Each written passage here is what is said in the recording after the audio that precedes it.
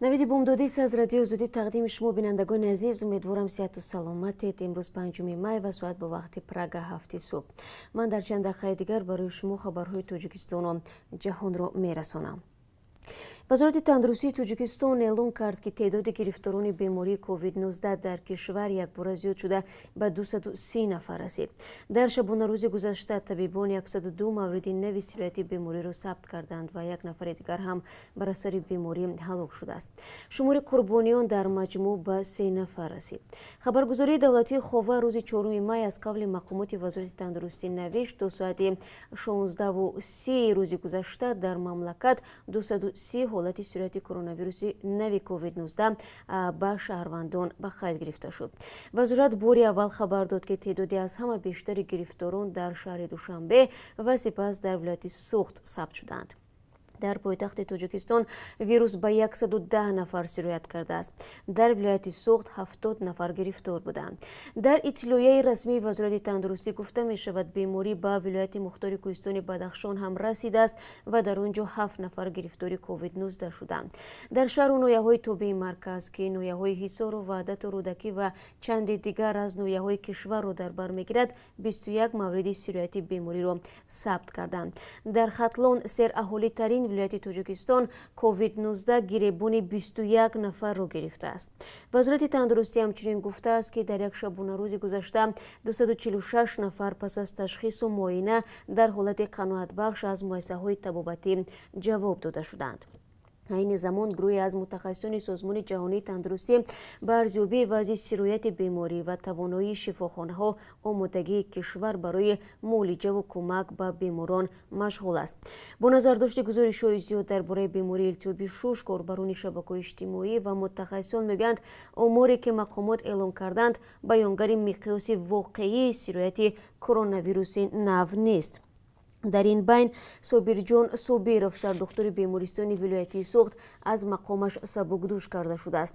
як манбаъ дар бемористон гуфт, ин кор рӯзи шанбеи 2 май сурат гирифт. ҳоло ба ҷои ӯ Баҳодур Муминовро таъин карданд. Муминов то ин дам сардухтури бемористони касалиҳои сироятӣ дар Хуҷанд буд. Собирҷон Собиров рӯзи 4 май дар суҳбат бо хабарнигори Азия Плюс гуфтааст, бо хоҳиши худ ариза навишту аз кор рафт. барои хидмат ба мардум дар ҳама ҷо ва дар ҳар замон омода ҳастам, гуфтааст ӯ, вале ҷузъиёте аз вазифа рафтанашро ошкор накардааст. як ҳамсӯҳбати радиозудӣ ба далели фош нашудани номаш сабаби сабукдӯш шудани Собирҷон Собировро гуфт. вай 4 май барои радиозудӣ гуфт, ки мақомот ба Собиров дастур доданд, ки пеш аз боздиди эҳтимолии намояндагони созмони ҷаҳонии тандурустӣ аз ин бемористон маризонро ба хонаҳояшон ҷавоб диҳад, вале ӯ рад кардааст. Собиров гуфтааст, наметавонад ба ҳайси табиб беморонро ҷавоб бидиҳад. агар хоҳанд, вазифаашро бигиранд. ночор аризаи аз кор рафтанашро навиштааст. мақомот бо инро ӯро аз вазифа гирифтаанд, нақл кард манбаъ. мақомоти тандурустӣ то ба ҳол сабаби сабукдӯш шудани сардухтури бемористони вилоятии Суғдро тавзеҳ надоданд. ин дар ҳолест, ки яке аз мусоҳибони дигари радиозудӣ гуфт, бархе аз беморонро аз шифохонаи вилоятӣ бо таби баланд ба хонаҳояшон ҷавоб доданд. бо мошини ёрии таъҷилӣ омада хабар мегиранду мераванд, мегӯяд вай. бемористони вилоятии Суғд воқеъ дар шаҳри Хуҷанд охири моҳи апрел ба шифогоҳи махсуси беморони пневмония табдил шуд. мақомот мегӯянд, ҳоло дар кишвар беш аз 3000 нафар зери назорати табибон ҳастанд, вале маълум нест чӣ қадари онҳо дар бемористони вилоятии Суғд бистарӣ мебошанд. дар ҳамин ҳол Миралӣ Раҷабзода, сардори раёсати тандурустии вилояти Хатонро бо шубҳаи ба гуфтаи манобеъ бемории илтиёби шуш бистарӣ карданд. афроди наздик ба ӯ мегӯянд, Раҷабзода рӯзҳои ахир таби баланд дорад. айни замон хабар дода мешавад, ки ронандаи ӯ зери карантин аст. мақомот расман дар ин бора шарҳе надоданд. ба иттилои расмӣ дар вилояти Хатлон беш аз 400 нафар бо нишонаҳои илтиёби шуш бистарӣ карда шуданд. дар миёни онҳо ду хабарнигор низ ҳастанд, ки мегӯянд шароити табобату нигоҳдориашон чандон хуб нест. хабаргузории Азия Плюс шоми 4 май навишт, то ин дам дар вилоят 19 кас аз пневмония ҷон бохтанд. масъалаи илтиёби шуш дар Тоҷикистон баъд аз он доғ шуд, ки мақомот ба набудани бемории COVID-19 дар кишвар пофишорӣ доштанд, вале охири моҳи март баъд аз фавти як сокини ноҳияи Ҷабор Расулов аз пневмония аъзои оилаашро ба карантин гирифтанд. ҳамчунин мақомот талош карданд, ки ҷасади ҳафтидагон аз бемории илтиёби шушро ба наздиконашон надода шитоб курона ва зери чораҳои сахт дафн намоянд. муовини шаҳрдори бишкек Татьяна Кузнецова 4 май дар нишасти хабарӣ гуфт эҳтимол аст аз 11 май вуруд ба пойтахти Қирғизистон танҳо дар асоси натиҷаи озмоиши коронавирус иҷозат дода шавад. Ба гуфтаи ӯ ҳамчунин масъалаи пурзур кардани карантин ва ташкили постҳо дар минтақаҳои аҳолинишин баррасӣ мешавад ки дар он ҷойҳо мубталошавӣ ба коронавирус ошкор шудааст. Дар Қирғизистон санҷиши пулакии коронавирус дар беморхонаҳои хусусӣ оғоз гардидааст. Як озмоиш 2000 сом ҳудуди $25 арзиш дорад. Дар Бишкек то 4 май 231 ҳолати мубталошавӣ ба коронавирус ба қайд гирифта шудааст ки 70 нафари онҳо кормандони тиб ва 24 кас маъмурони ҳифзи ҳуқуқанд. шумори умумии мубталоён дар Қирғизистон ба 830 расида 575 кас шифо ёфтаву 10 нафар ҷон бохтанд. собиқ муовини дастгоҳи президенти Қазоқистон Мавлон Ашимбоев ба ҷои Дариға Назарбоева духтари собиқ президенти Қазоқистон Нурзултон Назарбоев раиси сенати ин кишвар таъин гардид. ин амал ҳамчун муборизаи эҳтимолӣ барои қудрат арзёбӣ шудааст. 4 май сухангӯи президенти Қазоқистон гуфт сенат Ашимбоевро ки аз тарафи президенти кишвар Қосимҷомарт Тоқаев пешбарӣ шуда буд ба мақоми раиси маҷлиси болоӣ таъин кард. бар пояи қонунҳои Қазоқистон раиси сенат шахси дуюм дар кишвар буда агар президент истеъфо дод ва ё ба иҷрои вазифаҳояш қодир набуд раҳбарии кишварро ба зимма мегирад. дар чанд соат пеш аз овоздиҳӣ Тоқаев Ашимбоевро узви сенат таъин намуд. 2 рӯзи пеш аз он Тоқаев Дариға Назарбоеваро аз мақоми раиси сенат барканор карда буд. Назарбоева 20 марти соли гузашта як рӯз пас аз истеъфои падараш раиси сенат таъин шуд. Назарбоеви 79 ки тахминан 30 сол Қазоқистонро раҳбарӣ кардааст ҳанӯз ҳам аз таҳризони муҳими сиёсати ин кишвар ба ҳисоб меравад. беш аз 60 шаҳрванди Тоҷикистонро ки дар миёни онҳо донишҷӯёни барномаҳои Флекс ва Фулбрайт низ ҳастанд дар як парвози чартерӣ ё ғайри нақшавӣ аз Амрико ба Душанбе фиристоданд. манобеъ мегӯянд ҳавопаймо рӯзи 3 май аз фурудгоҳи байналмилалии Даллас ҳаракат кард. ба қавли мусоҳибони мо ҳавопаймо бо ташаббус ва дастгирии Вазорати корҳои хориҷии Амрико ва кӯшишҳои сафорати Тоҷикистон ташкил шуд.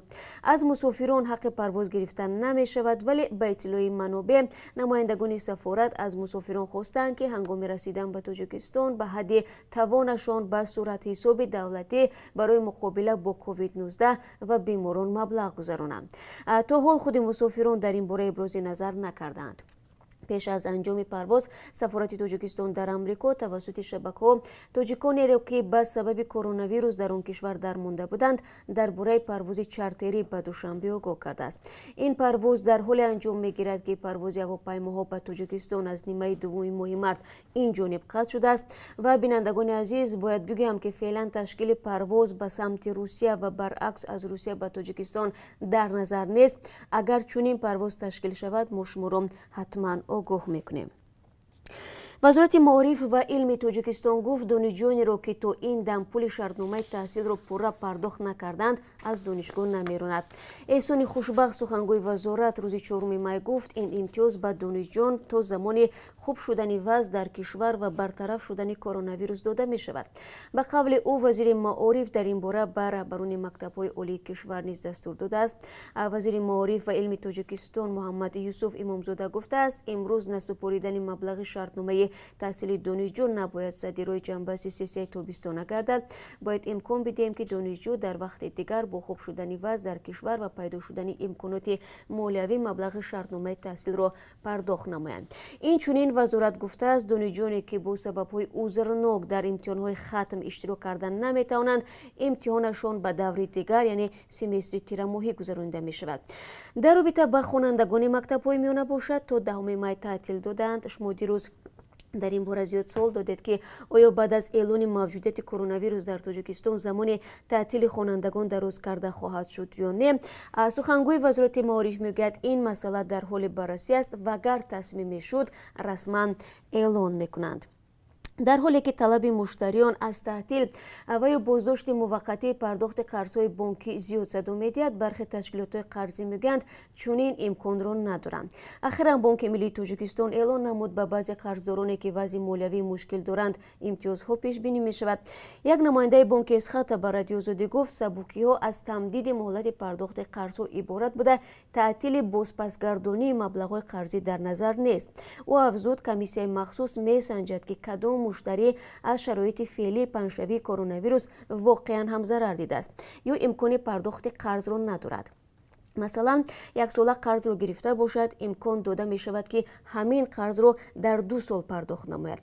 بعضی تاجرانی هستند که قرض گرفتند به خارجه رفتند اما با دلیل پنجشنبه صورت کرونا ویروس حالا آمدن نمی توانند، یا صاحب کاری که در کشور حالا از تجارتش در این شرایط فایده گرفتن نمی تواند، یا مغازه‌اش محکم است، یا دیگر نفری که قرض گرفته است و این وضعیت به او تاثیر گذاشته است و سری وقت مبلغ رو برگردانده نمی تواند، به چنین نفران مهلت علاوگی داده می شود. همصحبتمان تاکید نمود درخواست بعضی مشتریان که این شب روز می خواهند در پرداخت قرضهای بانکی مثل برخی کشورها تعطیل اعلان شود امکان ناپذیر است، زیرا وضع مالی بانک‌های کشور از بانک‌های دولت‌های دیگر فرق می‌کند. پس از خروج کرونا ویروس و جاری شدن رژه کرانتین در روسیه، قسمی از مهاجران بیکار ماندند و درآمدشان را از دست دادند و با توجه به چنین وضع تقاضای تعطیل در پرداخت قرضهای بانکیشان را دارند.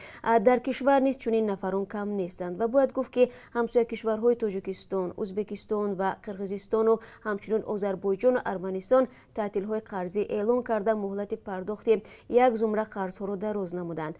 اما طوری می‌بینیم تاجیکستان تا هنوز در مورد بازداشتن پرداخت قرضها و یا یگان امتیازهای دیگر در این زمینه به شهروندان اقدام نکرده است. و بینندگان عزیز، قبل از آن که به قرب اسعار خارجی رو بیارم یک اعلان رو برای شما میگم، یعنی بازم این رقم وایبر، واتساپ و تلگرام آزادی ویدیو است. اگر میخواهید برای ما نواره بفرستید پس لطفاً با رقم 420 724 056 681 با ما تماس بگیرید. و قرب اسعار خارجی برای امروز از طرف بانک ملی این گونه تعیین شده است: $1 10 سومانی و 24 درم است، 1 یورو باشد 11 سومانی و 20 درم ارزش دارد. امروز قرب 1000 روبل روسی 135 سومانی و 40 درم را تشکیل می‌دهد که نسبت دیروز 20 درم بیشتر می‌باشد. این خبرهای تازه بود که من برای شما گفتم. بینندگان عزیز، خبرهای بیشتر از این رو بعد از 3 ساعت دیگر من تقدیم شما خواهم کرد، بازم در همینجا در آزادی ویدیو. تا آن دم صحت و سلامت باشید و روزتان بخیر.